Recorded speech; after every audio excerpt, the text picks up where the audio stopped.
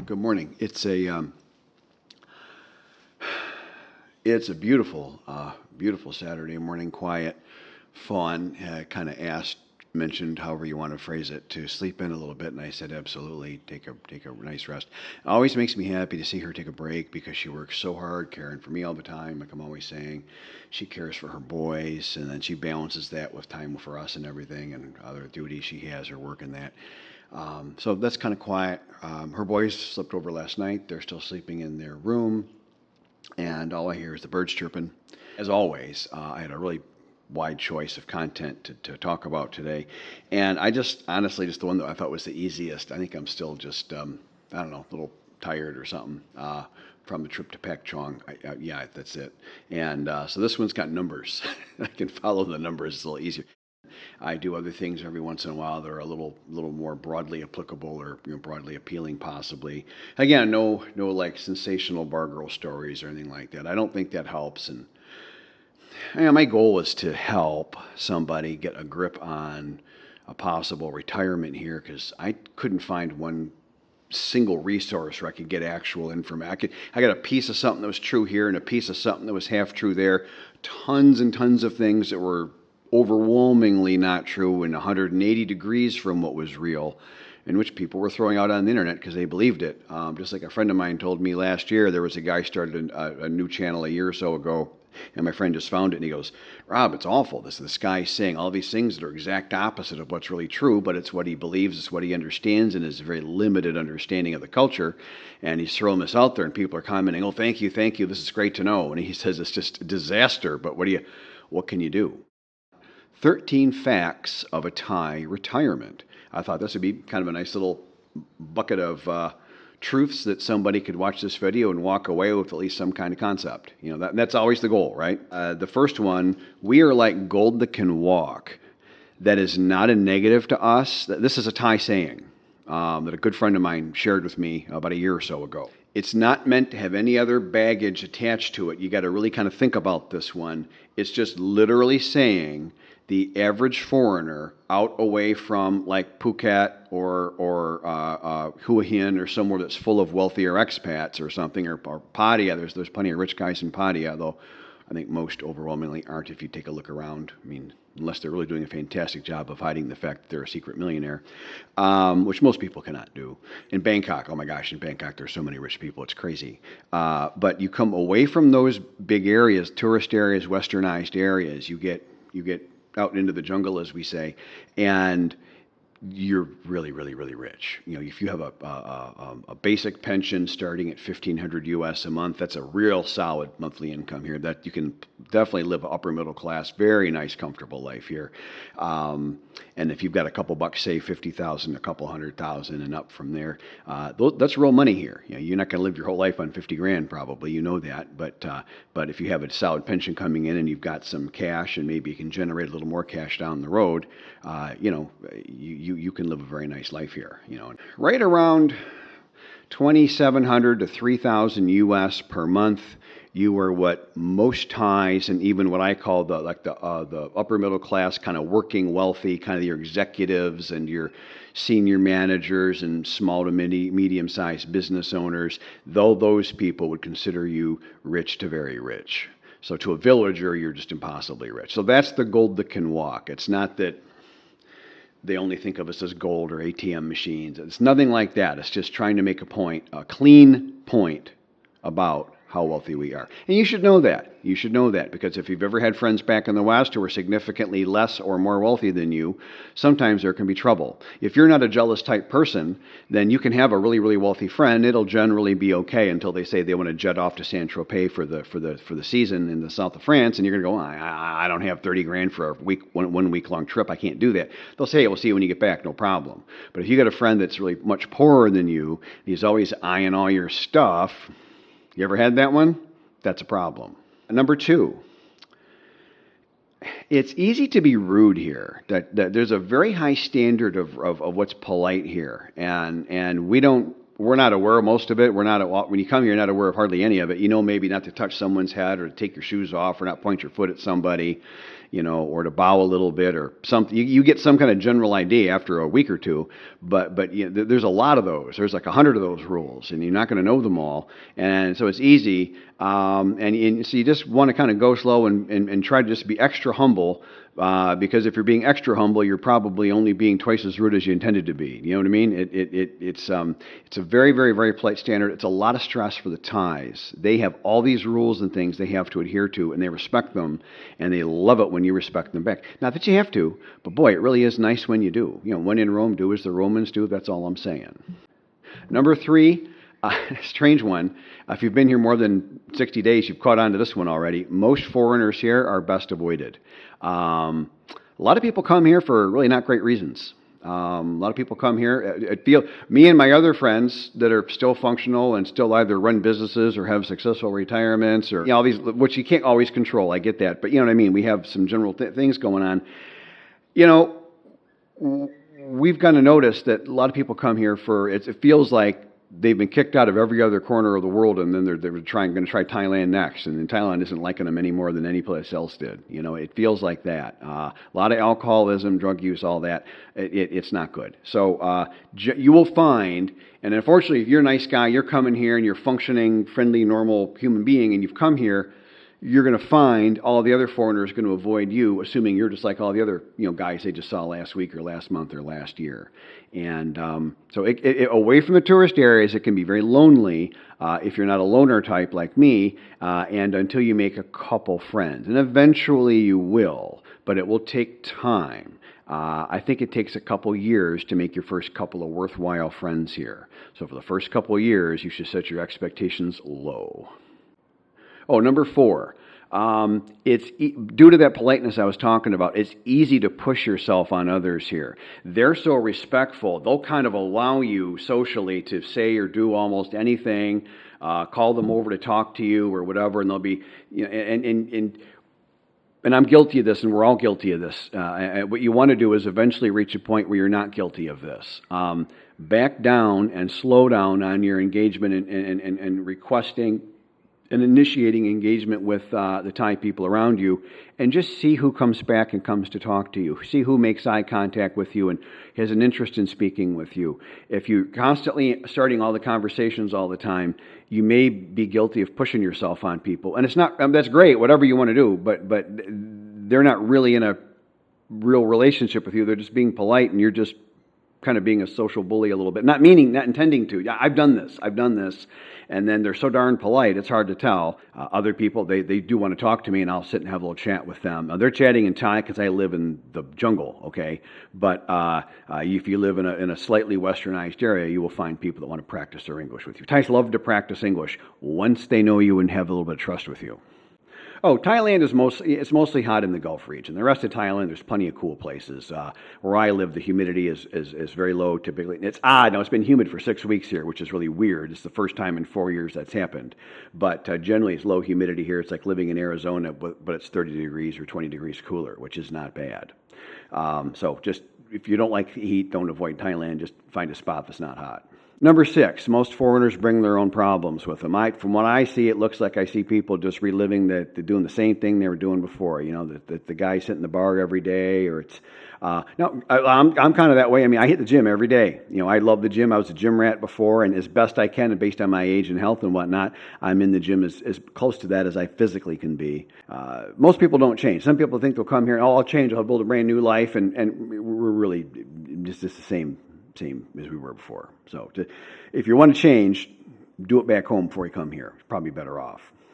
Number 7, retirement is difficult everywhere. From everything I can see, I don't see anywhere where people go, wow, this is so easy to retire over here. I think it's really hard everywhere, and I think it's the same everywhere. You have the same person, the same money, and the same knowledge and biases and predilections and such. So it won't really be any easier to retire here. In fact, in a recent video, I said it's slightly harder. I think it's worth the effort. If you put the effort in, you can get a lot out here. And my friends, the guys that I regularly associate with that call or text me, and I call and text them back, and we get together once in a while for a dinner or a cigar somewhere.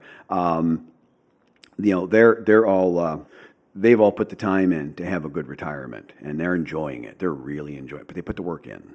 The guys that I see with the bad attitude and the anger and everything, and I mean, if I go somewhere that serves alcohol, I see them there almost every single day. I see them on their fourth, fifth, sixth, seventh beer. I wouldn't call that putting in a lot of effort.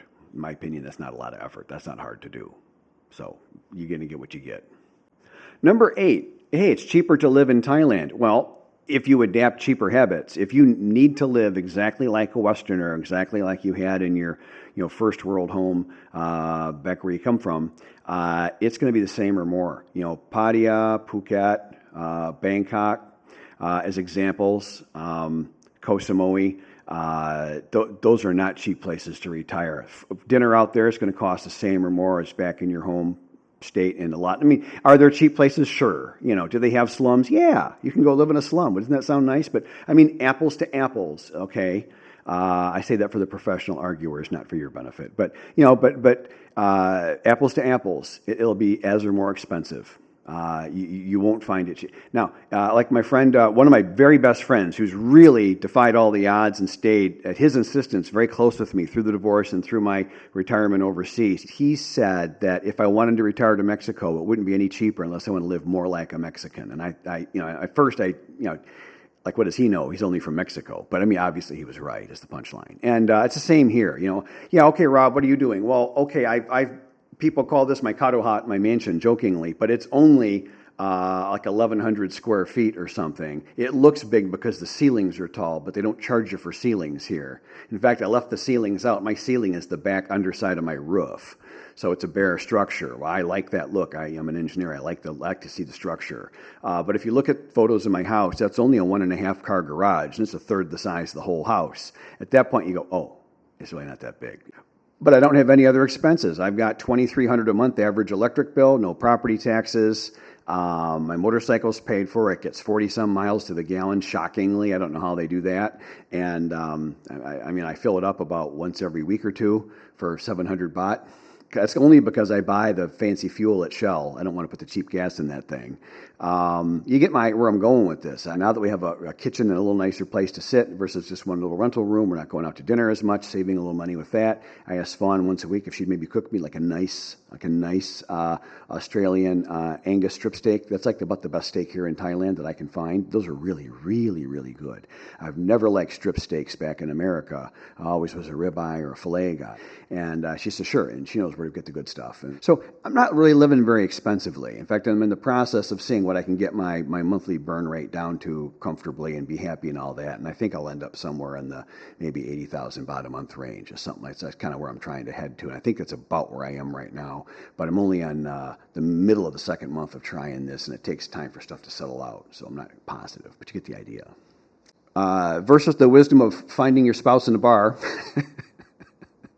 Or as an exotic dancer, making a joke, but that's just so common here. It is kind of common. I'm not laughing at anybody, but the whole concept is kind of comical if you think about it. I will submit for your consideration, sir, that a culturally traditional, culturally observant Thai or Thai Isan woman in particular from, and here's the key part, a good family, that woman will make the best wife for you if you're older and you want some care, need some care now, or may likely be looking for some care as you get older in the future, and you're that sort of homebody, quiet kind of guy, and you've got your own goals to pursue that don't involve like hanging with a bunch of, if you're in a frisbee team or a golf team or you've got a bunch of pals you meet somewhere all the time, hey, that's great. This may not be for you, but if you like the little quieter, and I say that just because that's what all my friends do here. All my close friends are kind of like me, so birds of a feather and all that. And this is making us all pretty happy, very happy actually, versus most of the other foreigners we see, and we talk about this frequently. Man, there's a lot of unhappily married people here who've married sex workers, who've married scammers, and there's very little difference between those two groups, by the way. So you really choose wisely. Oh, this is kind of shocking to a lot of newer people. Outside the tourist areas, where all the women run around with bikinis and bright yellow or bright red nail polish, and their nails are sharpened to like a long 1.5 inch long point. They do that like Tiger Claw now. It's like the thing, I guess. And literally in a string bikini in the street. And their hair dyed different colors, and their skin's bleached, and they've had plastic surgery, so they got a little rosebud mouth and really high, like insanely high, wide cheekbones. I mean, it almost gets cartoonish at a point. Apologize for making a little bit of fun there, but I'm only going to apologize a little. That's great, but outside of that area where everyone's drinking alcohol out in the open and drunk out in the open and sloshing beer all over the place, outside of that, Thailand's a conservative, traditional culture, which is the main reason I came here, and my friends too. It's a beautiful culture, beautiful people. Physically, the Thais are very handsome people, but the culture is so rich and beautiful and so kind, courteous, reserved, and no one's going to come and bother you. If you bring your party tourist area values, so to speak, with you and go out into the jungle, don't expect a whole lot of good results. I'll leave it at that because I don't have time here to cover all that. Number 11, failure to observe surroundings. That is real common, maybe the most common, I couldn't tell you, thing that foreign guys come here, and that's the one they really get wrong. You need to be observant of your surroundings when you retire overseas. Oh, gee, Rob, that's super obvious. Thank you, Captain Obvious. Well, you know what? And most of us don't do it, so it must be something. If there's a man consistently hanging around with your wife and she's always saying that's her favorite uncle or that's her big brother who's protective, it's probably her husband. There shouldn't be a man hanging around. A traditional Thai Isan woman won't be hanging around with men other than someone she's dating or engaged to or married to. They don't travel other than with other women. The only other man they'll travel with is their husband or boyfriend, maybe, depending on how traditional they are. So the wild stuff you see on YouTube about soy 6, go look that up, and then if that's you, then you probably won't be watching my channel much, or walking street and potty or whatever. That's really not real Thai culture. Obviously, that's not any culture. That's a lack of culture, and that's not anything that anybody I know here participates in. And that's fine. I'm not looking down on anybody. You do what you want. I'm just saying that's not like real Thai culture.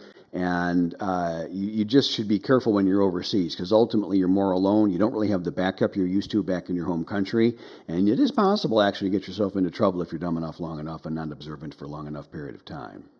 Number 12. A lot of people think that it's all pay for play over here with getting a girlfriend or even a wife. You're just going to agree to a salary of so much per month, negotiate a salary figure, boom, there you go, you got your wife, all you're good to go. Real culturally traditional Thai woman won't do that. She'll be like, what are you doing? I give Fawn an allowance of support, and many months she tells me she doesn't need it. And obviously I help her with whatever she needs help with at the time. So it's just sort of like it's a budgetary figure. I have a budgetary figure for myself, and I have a budgetary figure for Fawn. And then we just mix hands every month as a couple, as a Western couple. In fact, honestly, she's more considerate with my money than other people I've had in my life before. She's extremely considerate of my money. Garang Jai, she's incredibly Garang Jai about Ngan Pom, my money. So this whole pay-for-play thing, they're all, on the internet, they're all just, the Thai women are all these greedy, money-grabbing. That is like so super not true. They have a thing here, Siadai Ngun. Wasting money. They don't like that at all. They are not just conservative culturally, they're fiscally conservative. They do not like flashing, showing money. They want to look good. Everybody wants to look good, okay? And I was asked to buy some Thai gold and wear it once in a while, not all the time, not everywhere, not flexing anybody, but to try to look like a respectable gentleman, for crying out loud. They don't like to waste money. Oh, by the way, speaking of flashy, I wore this shirt on purpose. This triggered somebody. I'm not going to say who or where or how, but I found it humorous. This is the style here, and that's great, and that's fine. I have no problem with it. I wear the shirt, love it. Hey, it's comfortable and it fits me. But I wore it somewhere else, and one person in particular was super triggered by it, and it was just kind of amusing. So, anyways. Final point. Last point, number 13. Thailand is a male-dominated culture. Now, it is true that women run a lot of the households because a lot of times the men are gone, so who else is going to run the household?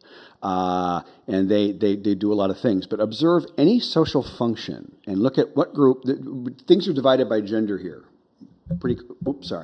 Things are divided by gender here. So you will see the men relax and rest while the women set up the function. And then when the food's ready, the men come. And then when everyone's done eating or having their beverages or whatever, based on whatever the function is, then the women do cleanup. Who do you think the culture is the benefit for? And the top jobs, a lot of it are men. Now, there's other, I don't have time to get into all that on this video, but you as a foreigner do not want to run afoul with a Thai man. That's not in your, you shouldn't be running afoul with anybody overseas, but particularly not a Thai man, not anybody of high status. Please don't do that, and definitely not a group of young men who might be agitated. That's almost the only way you can get yourself actually physically hurt here. That, and shockingly, and it's not uncommon, and I thought this would be super rare, and I've got friends that know this business rather well for a variety of coincidental facts I'm not going to get into, but the loan business here and the illegal loan business here, what we call loan sharking in the U.S. is a thing, and foreigners, well, Westerners like myself, will go somewhere, borrow money from somebody, under those kind of circumstances, and then not pay it back. What do you think happens when you do that? What do you think happens? That's how you really get in trouble here. And people do that, and it's in the news kind of regularly. I think a lot of people come here and just think it's a big free-for-all. And it can be, and you can do that. And the Thais are so darn polite and nice and kind and respectful, they'll let you get fallen down drunk in public display and break all their social rules and touch people on the head and point your feet at people and blah, blah, and they'll just generally leave you alone until one day you've pushed them too far, and then you'll have a problem. But it takes a lot to get them upset. They're very even-keeled people.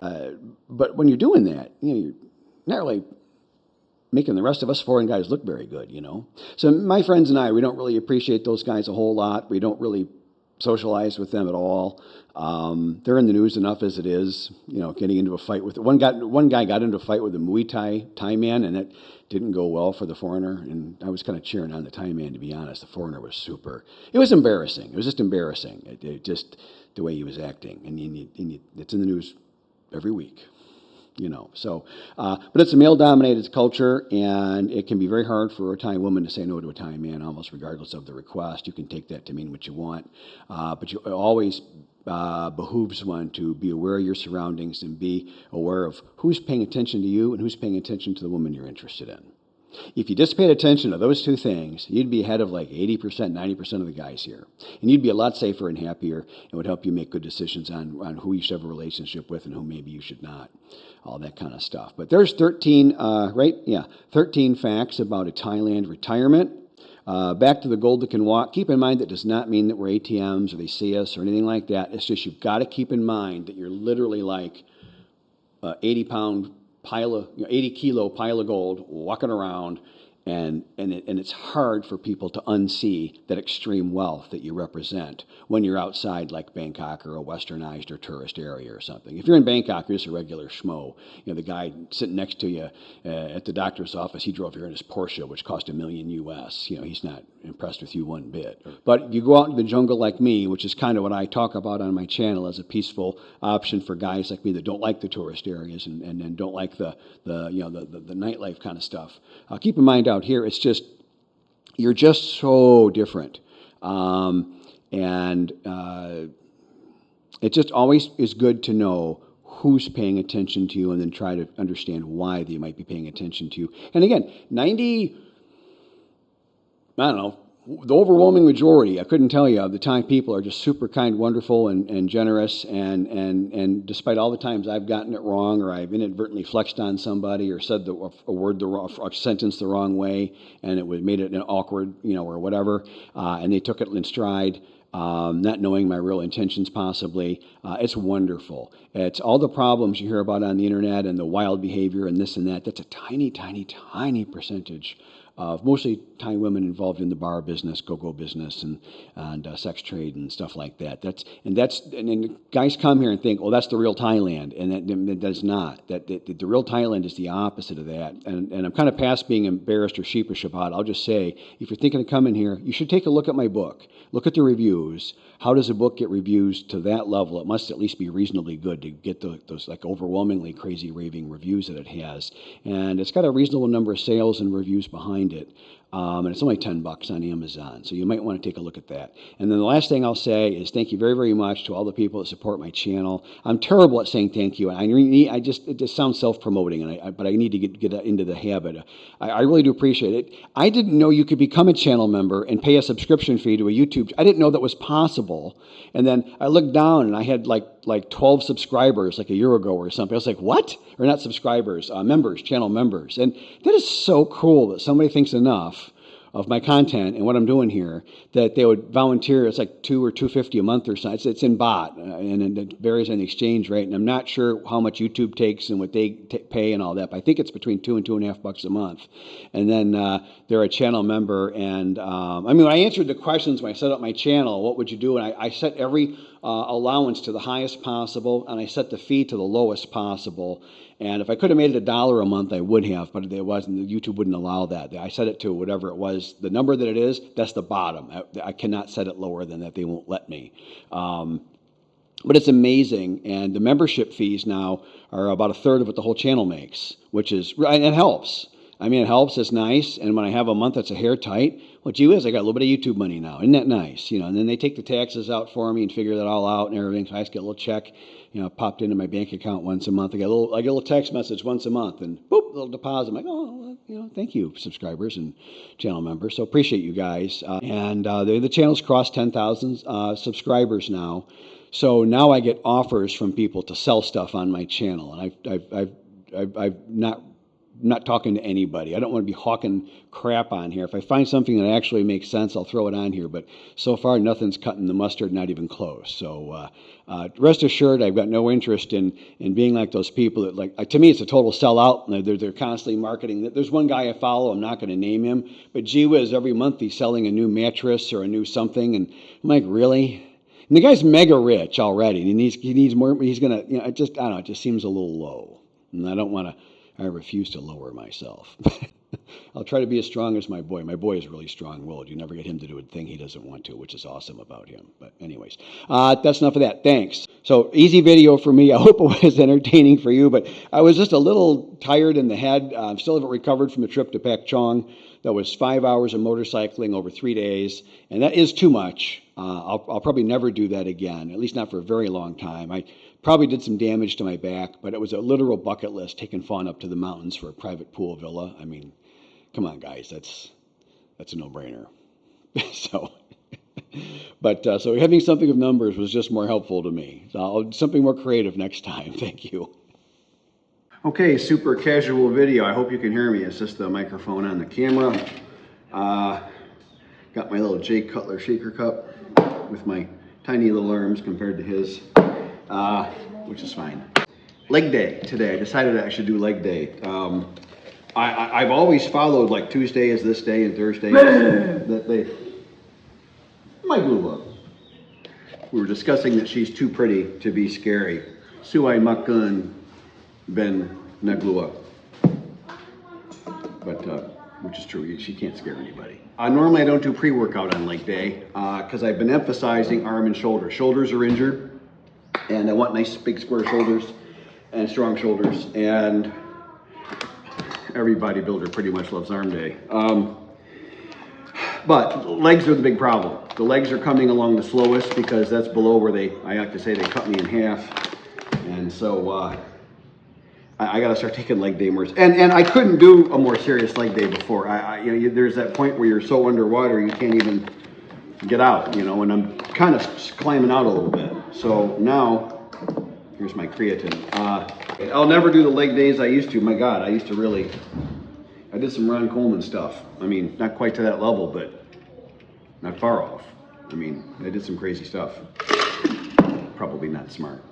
I generally go through at least 6 of these a day, plus I drink at least 1 or 2 of these a day, so my protein comes in liquid form, so it's being followed with water automatically. Leg strength is becoming a big, serious indicator of how your overall health and potential longevity of your entire life may go. And I've been barely able to walk on and off the last few years using a cane or just unable to really walk at any reasonable level. having to spend days at home icing my back down on a bed. Not fun. I've done that for years now. And now I'm walking every day, and I generally don't use a cane unless like air travel. I'll bring the cane because I got to have some. I got to have backup because I'm by myself traveling. I don't have the lovely fawn helping me all the way, and so there I have a cane. But that's it now. Per request, there's been some call to look at the outside of my house and kind of how the grounds are. And so you can kind of see I'm putting this 2 to 4 meter, or wider than that, demilitarized zone, I refer to it as, of sand and gravel around the house. Keeps the ants way down. It's really been helpful. And then here's just a couple of casual shots from Fawn with our last trip. Just a few I think I haven't shown yet. Just she's so darn cute. And she really helps uplift my mood, and of course she takes care of everything for me. And then here's just a selfie I sent to my son while we were sharing a smoke across the continents. And there's the parking spot for my motorcycle I've been kind of cleaning up and working on. And there's a recent dinner at O&D Restaurant in Korat. And here's Fawn at the mall shopping with me, just a casual everyday shot. Thank you for watching my YouTube video. If you've watched this far, please consider hitting like and subscribe.